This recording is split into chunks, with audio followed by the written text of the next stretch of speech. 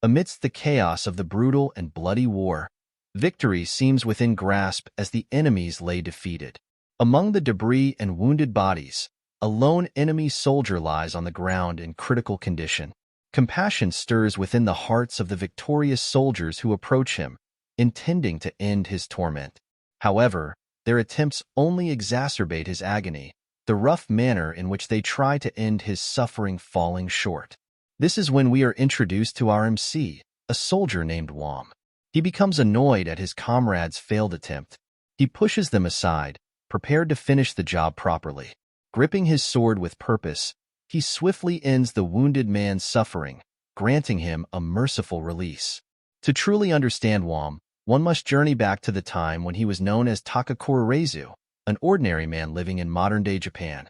His abrupt departure from the world comes with the familiar sting of a heart attack, a cliché beginning to what seems like an isekai tale. In the aftermath of the battle, Wom takes a moment to honor the fallen soldier in a gesture unfamiliar to his companions. With hands clasped in prayer, he pays homage in a way that speaks of his past life. His comrades are left confused, but Wom explains that it's just a habit. With their jobs done, the soldiers prepare to regroup and return to their camps. They start a light-hearted conversation about their comrade, who loves boasting and taking credit for their victories. Jose brings up the subject of Wom's accomplishments in their recent battle and how he took down 9 enemy soldiers. However, for Wom, this is nothing to be proud of. He was simply doing his job as a soldier. To him, being a soldier means dutifully obeying orders issued by the state, regardless of personal glory. His solemn demeanor in the face of his actions prompts a remark from Jose, who can't resist commenting on Wom's seriousness. The two of them decide to leave this place and join up with their squad. Back at the base camp, amidst the celebratory atmosphere of victory, the soldiers gather around campfires, indulging in the warmth and revelry of shared success. As the drinks flow and spirits soar, Due, one of the soldiers, casually puts his arm around Wom, boasting about his 15 kills in battle, which is more than his 9 kills. Though inwardly annoyed by the boastful display, Wom maintains his composure, mindful of Due's status as their commander. He offers a diplomatic acknowledgement of Due's prowess, conceding that his strength is indeed formidable. Due, reveling in the admiration, attributes his prowess to a particular skill he possesses. 2 other soldiers join in on the conversation as well. One of them comments that possessing skills is like a cheat. These 2 are the newcomers Burrito and a girl named Nor. Due defends his position, stating that skills aren't cheats since they are part of his strength. Nor, the good-looking one, probes further, inquiring about the rumor that his war hammer skill can defeat any armor on the battlefield. This only fuels Due's ego as he proudly asserts that it's true. Wom begins to wonder if skills truly are something to wish for.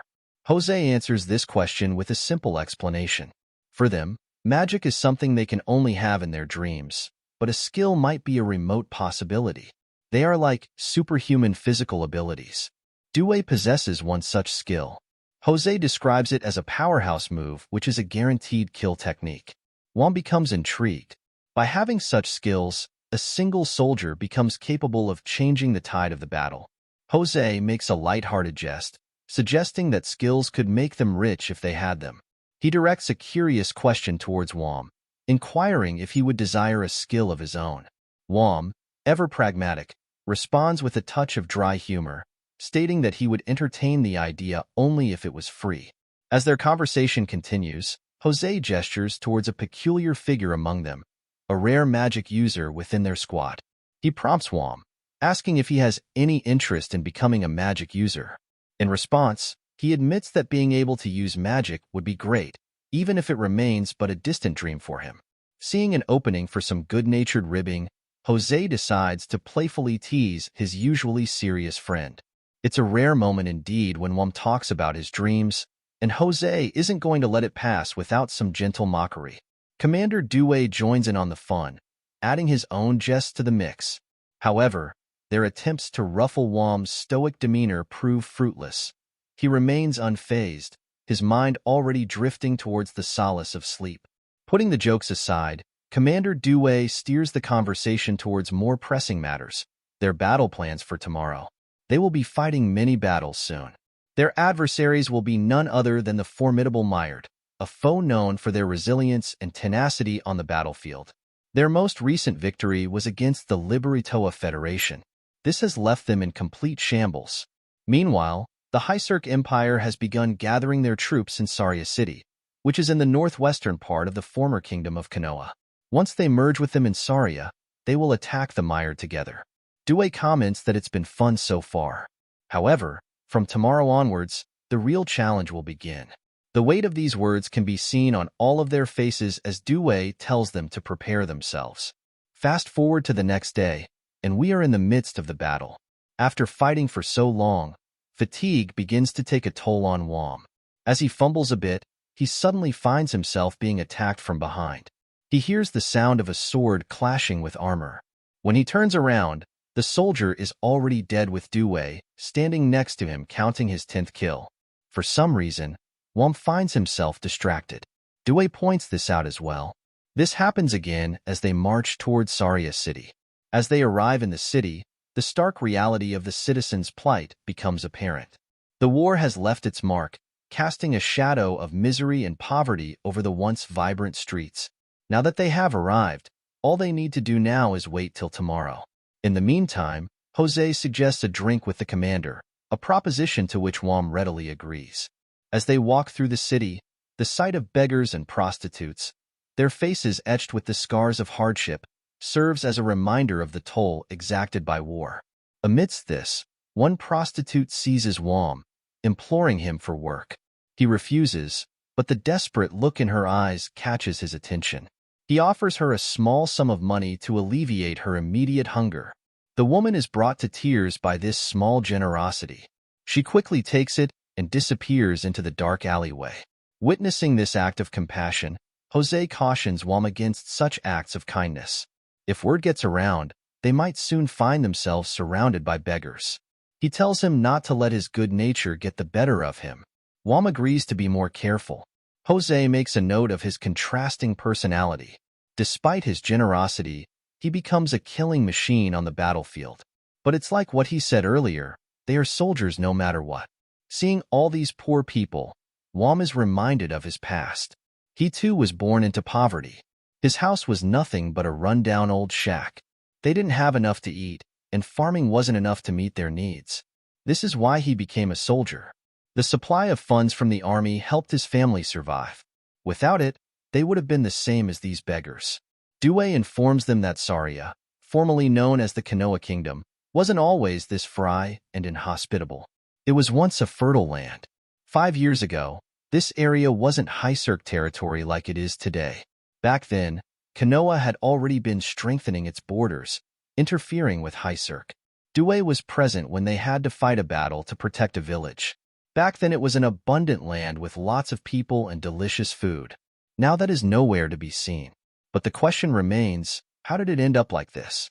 The current Mired Grand Duke was once a Konohan nobleman. He took advantage of the war to defect to the Faroese kingdom. The commander explains that once the war began, the army from Faroese combined with Mired's army completely trampled over the Konohan land. The constant battles turned the beautiful city into a barren land. The Grand Duke seized control of the Konohan territories and became a monarch, and Mired became an independent country. In simple terms, one can say that the land became like this because it was sold to the Mired Grand Duke. Meanwhile, Highserk lacked the troops for an invasion until now. Hearing all this, Wom becomes more determined to defeat this enemy. After a long walk, they finally arrive at their destination, a bar in the middle of the city. Due makes a toast for a victory against Mired. Wom digs in as well. Upon taking the first bite of his food, a rare smile comes across his face. After eating half-cooked foods for so long, this is a welcome change. The three of them spend this time drinking and laughing. As with any drinking party, people soon start dropping out after having too much to drink. Wom, unable to hold down his liquor, quickly makes his way out to puke. While outside, he recalls his meeting with that woman earlier today. He becomes angry while recalling his words about being a soldier. This is an excuse he has been using. In reality, he can't help but feel like he is a murderer. The next morning, a small number of soldiers gather inside a castle. Their commander, Gerard Berger, gives a speech before the start of the battle. He reminds them that they are a symbol of their empire's bravery. He encourages them to fight with everything they have got and show the enemy their strength. Filled with passion, the soldiers let out a collective cry. Meanwhile, Wom doesn't share the same sentiment. To him, it's merely another instance of killing. Once again, he reassures himself that he is just doing his duty as a soldier. Jose notices his distressed expression and asks him what's wrong. However, he puts it off, telling him that it's nothing more than a hangover. The march to Mired finally begins. The army is divided into three, each tasked with capturing different territories within the kingdom. One capture is predicted to be particularly difficult. It is a fort guarded by 300 soldiers. To enter Mired, the army must pass through it. The squad tasked with capturing is Due's squad. After a long march, the army arrives in front of the fort. They set their base camp in a jungle nearby. While Due is busy preparing his troops, Wom decides to smoke a few cigarettes to calm his nerves. His peaceful time is interrupted by a shout from their camp. It seems that Jose is up to one of his antics, trying to calm down the newcomers by kicking them in their private region. He changes the topic to their upcoming battle. Although he has fought many battles, this will be his first time in the castle siege. He tries to comfort the newbies as well. In hand-to-hand combat, newcomers can die easily. But since this is a castle siege, he assures them that they will be fine. On top of this, he assures them that they have Wom. He can deal with the enemy easily. Despite Jose painting him as some sort of a battle maniac, Wom doesn't want to see the newcomers die. Even with all his weirdness, Jose seems to have succeeded in alleviating the soldiers' nerves. Nor becomes a bit calmer, but she still can't help but feel worried. All she can do is put her faith in her comrades, especially Wom, who she views as someone with a strong mind and body. Their conversation is interrupted by the sound of the horn, signaling the start of the battle. The soldiers slowly move forward, carrying wooden shields to protect themselves from the threat of arrows. The army has been divided into battalions. The battalion in the center is where Wom and Due are stationed. As they slowly inch forward, the enemy finally starts their retaliation by firing a barrage of arrows. Arrows rain down on the soldiers, darkening the sky. Despite the shields, the arrows begin taking them out in brutal fashion. Due instantly realizes what is going on. He warns his soldiers that the enemy possesses a skill called hard shoot. If they expose their kill point even slightly, they will be instantly taken out. Wom remains vigilant at the same time, making sure to look after his juniors. The army rushes to the wall in a hurry. Seeing this, the enemy decides to play their next card. A huge water bullet comes flying in, out of nowhere, taking out many soldiers in its path. It's only stopped when it reaches Wom. Seeing this amazing feat of strength, Nor becomes filled with admiration. Due throws a rock towards the mage at great speed. Intending to take him out, he locates his target and swiftly decapitates the mage. Seizing this opportunity, the soldiers quickly march forward and finally reach the wall. Just then, a messenger arrives carrying a message from the battalion commander. He instructs them to launch an all-out attack against the enemy. Following this order, the soldiers place ladders and begin climbing the wall. Wom orders Nor to stay behind him so he can protect her. The enemy soldiers use their swords to attack, causing the climbing soldiers to fall off. Wom faces the same obstacle. As he is close to the edge, he is spotted by the enemy. Just when he is about to be killed, he is saved by a comrade, Willard, who takes out the enemy soldier. Having reached the top, Wom finally begins his carnage, taking out one enemy after another. In his fury, he forgets about Nor. He turns around only to see that an enemy knight has pinned her down. Wom quickly springs into action, throwing his shield towards him. However, the wooden shield is no match for an iron-forged sword. Wom gets angry, calling the knight a nobody who can only fight against rookies. The knight in return calls him a barbarian and promises to wipe him out. With that, he charges forward wearing his massive armor. As they collide, the force is like that of a bulldozer. They both slash at each other, but Wom's attack proves ineffective against the knight's armor. The situation seems dire for RMC. Even though he can't break through thick armor, he must do something quickly. If he fails, the knight would take Nor out. Normally, An enemy of this caliber would be fighting someone like Commander Dewey. But because of the enemy interference, he hasn't been able to get up here. This means Wom will have to fight this one all by himself. He charges forward once again, but the result is the same as before. His attack fails while the opponent manages to land a big hit on his shoulder. However, the tide begins to shift. The knight is left shocked. His attack was aimed at Wom's eyes, but nothing happened. Not only that, but the attack on his shoulder didn't do much damage despite being a direct hit. The knight is in disbelief when he realizes that Wom has a magical barrier. In the moment faced with certain death, Wom's survival instincts awaken him as a magic user.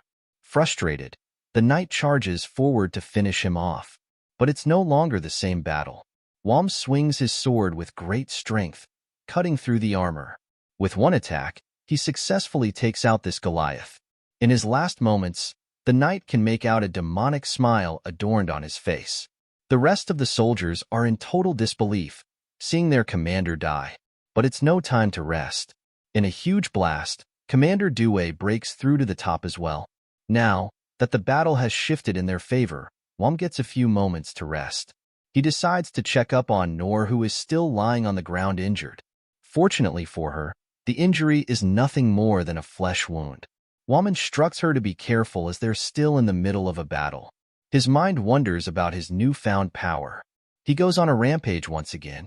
In a dark twist, his state becomes akin to that of a demon as he tries his new abilities. In the aftermath, Commander Dewey praises him for a job well done. From the look of things, he discerned that Wom must have found his skill. Little does he know what actually happened. He is also approached by Nor. With her face flushed red, she thanked him for saving her life. The battle has finally ended. Wom sits in the middle of the carnage, wondering what's to come. Shortly after this battle, the fort surrendered. Despite the brute nature of the battle, this is only the beginning.